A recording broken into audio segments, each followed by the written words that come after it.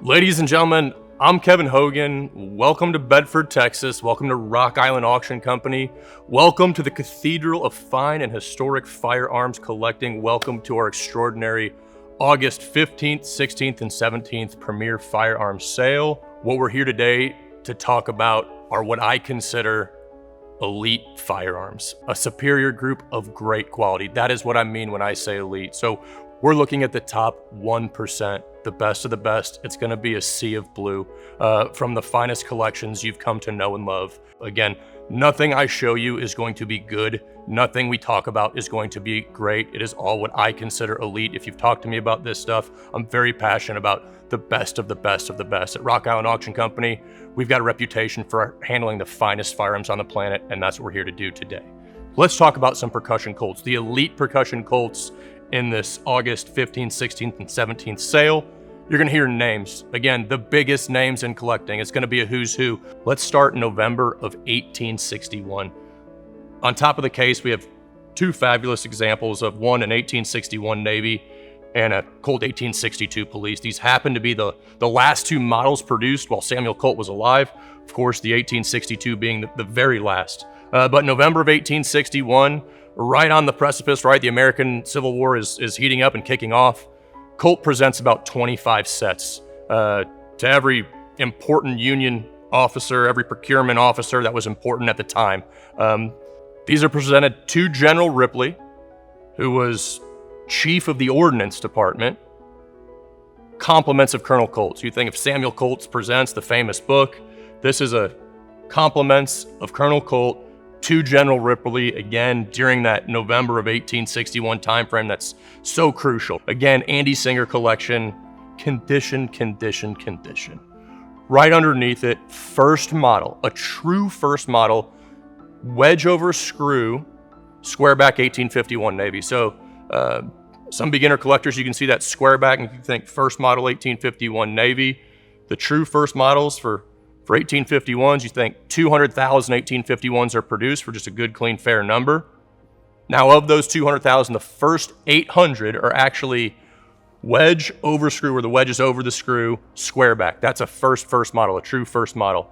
This also has the distinction of being one of only 16 factory engraved true first models and one of 4 known examples with a case. This is out of the Greg Lamp collection, and now we know what Greg Lamp collection is all about. An absolute hole filler in every sense of the word, the rarest of the rare. Right next to it, George Lewis collection, we have a 5-inch baby Dragoon population report, one of approximately 15,000 produced. And when you talk about George Lewis's collection, you have to understand that George collected for over half a century at the absolute highest level, which means he would trade up insatiably. If he could improve by 2 or 3%, he would absolutely do that. And so when you get to see his stuff, it is the finest example that he could find. Here's his 5-inch baby Dragoon. It has a case. We ran out of space. It's also part of the Al Cali collection at one time. So Al Cali, George Lewis, the highest level for what it is. Right next to it, same thing. There's talk about what we call these models. I was always taught to call it a pocket Navy. Again, this is George Lewis collection. It's also Al Cali collection. So Al Cali, George Lewis. This gun is cased. This gun is not good. This gun is not great. This gun is elite for condition. That's 97%, 98%. Rare, extremely fine. To the immediate left, factory engraved Colt 1849 pocket. Now, we talk about factory engraved 49 pockets. Really the most common you're going to see are 49 pockets and 51s.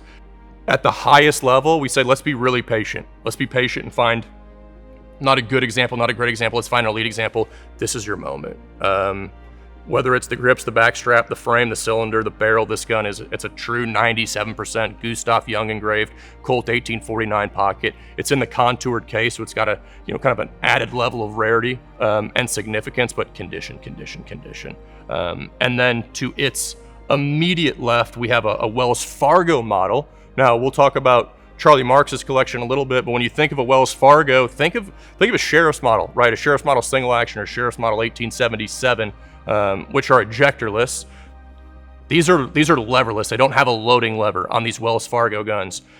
Rarer than the Pocket Navy, rarer than the Baby Dragoon. Only about 3,500 to 4,000 of these things were manufactured. But again, condition. Chris Anderson, George Lewis, as good as something like this gets. How about serial number 29, Colt 1861 Fluted Navy?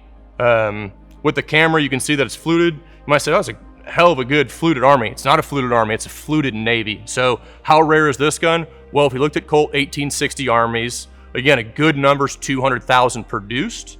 And of those 200,000 of the 1860 armies, how many were fluted armies? Between 5,000 and 6,000. Okay, so they're very rare. Now, the 1861 Navies, 36 caliber, little brother, produced at the same time. Again, it's the height of the American Civil War, so your manufacturing production was 35,000 to 40,000. 61 Navies produced. How many of those are fluted? How about 100? There was 100. 100 fluted Colt 1861 Navies. This is number 29. This is out of Jim Eplin's collection. I had the privilege to know and meet and study under and learn from Jim Eplin. Just a hell of a great guy. Unfortunately, a lot of these guys are our friends, and it's our job to represent their legacy and their collection. But you get to see what Mr. Eplin was all about, which was quality and rarity. And when you see the casing, you see his mold, you see his flask, you see the skin packs. He collected at the highest level for a very long time. Serial number 29. You want to talk about depth in this sale? Oh, how about we also have another serial number 29 in the sale? How about the first factory engraved 1855 first model? Serial number 29. This is Gustav Young Deluxe Engraved. A lot of guns get attributed to Gustav Young or his shop. How many were done by his hand? When you see it, it's obvious. It's all in the execution. And this is Gustav Young's own hand. It's deluxe in every way. It is almost unimaginable how tight this scroll work is and where he hides stuff. You see animals hidden all over this gun. It's the first factory engraved 1855 rifle. It's Gustav Young Deluxe Engraved, presentation barrel address. It's oozing condition, especially if you can see it from my angle. Hand engraved cylinder scene. This gun was discovered in a famous hoard, the Nizam of Hyderabad. We normally associate that with English sporting guns, right? Bespoke English sporting guns. There was a massive collection, a really cool story. But here's this wonderful treasure of American history hidden within that famous hoard of guns. And just taking it a step further, this is serial number 29. Serial number 39, just 10 numbers apart, was presented to Tsar Alexander II. I believe that gun's in the Hermitage in St. Petersburg, so obviously a very special gun. Right underneath it, okay, this is what we consider like a multiple box checker, right? So when we look at elite guns in fine and historic firearms collecting, we're looking at condition, we're looking at rarity, we're looking at historical significance, collector pedigree. Now, it really only needs to check one box. A gun really only needs to check one of those boxes, right? You have a 120-year-old gun that's 98%. I got news for you, ladies and gentlemen, it's elite. So on the surface, this is a 49 pocket that's elite for condition. It's a true 98%er. But it checks two really neat nuances in percussion Colt collecting. One, you're gonna see this extraordinary book casing. Presentation of this gun is actually, it runs down the spine of this. It's a Moroccan leather covered, embossed, again, presentation down the spine. The presentation reads, Colt on the higher power of irreprehensible conflict, Colt on the Constitution, presented to Henry Dickinson. Now, take a look at the grip. If you studied Colt collecting, it almost has like a blonde maple look to it, right? Charter oak. Now we think of Charter oak, normally think of Colt 1855s. This is a 49 Charter oak grip. What's Charter oak? What is the Charter oak? The Connecticut State Charter in 1662 is hidden in this beautiful giant oak tree, Charter oak tree. It's hidden to protect it from the governor appointed by Charles II. And in 1856, think about it, the tree's magnificent then. By 1856, the tree blows over in a storm. And being a state celebrity, a national icon, Samuel Colt, the marker he is, decides that this is significant, that his firearms are produced in Connecticut, and Connecticut is dear to him as a Charter oak tree. So he buys part of the Charter Oak tree. Here's how much Sam Colt thought of the Charter Oak tree. He actually used it to craft Jarvis's crib, his son Jarvis's crib, right? And so you'll see very select special presentation Colts with Charter Oak grips. So you have a mint 49 pocket and a factory book casing with Charter Oak grips. Checks all the boxes. And oh, by the way, it's out of George Lewis's fabulous collection. Charter Oak, Percussion Colt, royalty.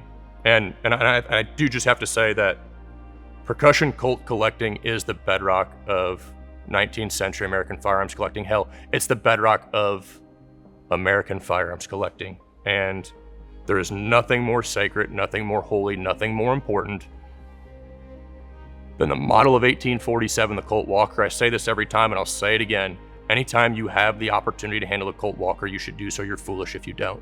We're so blessed and lucky to be able to handle one of these objects, let alone all of them, particularly in the same sale. But we have A Company number 74.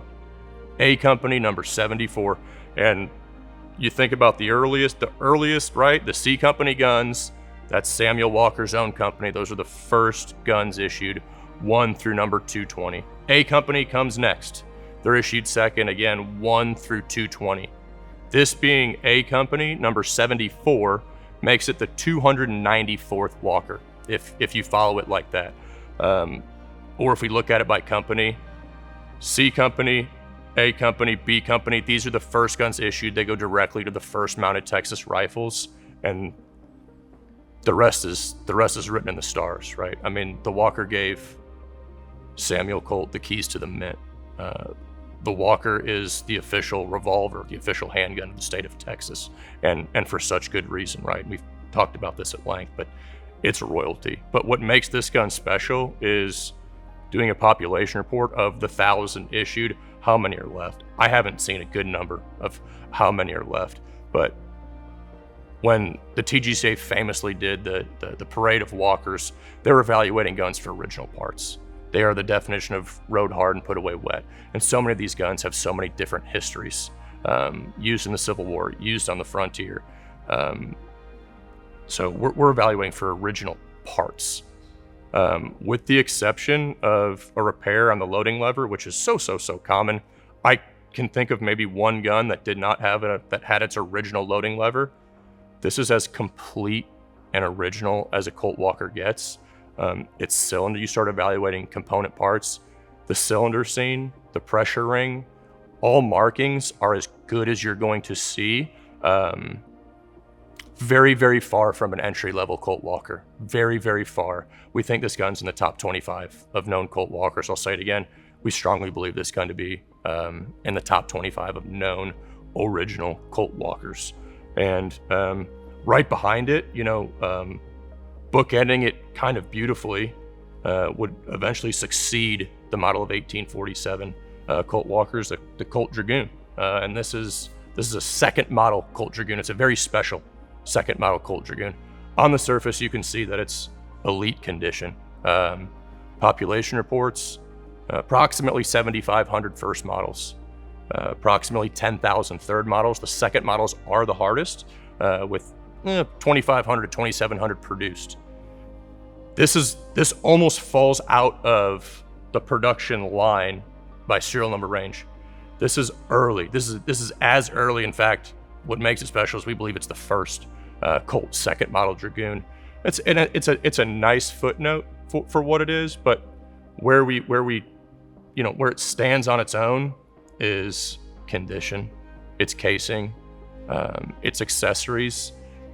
I can say this ad nauseum, and I might contradict myself, but it's hard not to with this much quality and rarity on the table here and what we're going to talk about coming up. But one of my favorite guns in the sale, hands down, one of my favorite guns in the sale. Just it's a pound for pound gun. It just punches above its weight, which is substantial. And the collecting pedigree on this gun is also world class. Original owners J.R. Hageman, R.Q. Sutherland, Herb Glass Sr., Chris Anderson, Fred Sweeney, Herb Glass Jr., and now comes to us via the absolutely extraordinary Pelton family collection. So you have profound rarity, profound condition, just an absolutely elite gun in every way. And then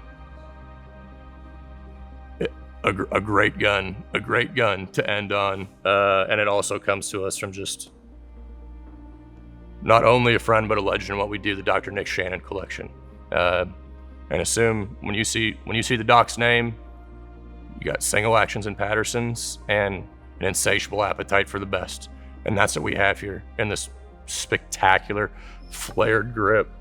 Number 3, sometimes you'll hear them called Baby Texas, right? The Baby Texas Patesons because of that flared grip. But it's almost like a piece of jewelry. And anytime you get to handle a Walker, anytime you get to handle a Pateson, anytime you get to handle a 1 in 1,000, you take that opportunity. And all of them are special, but some of them stand the test of time. And if you're chasing Colts at the highest level, look no further. The absolutely finest example of a banded flared grip number 3 that we've ever seen. The gun's got a beautiful presentation on the 8th band, if you will, on the back strap.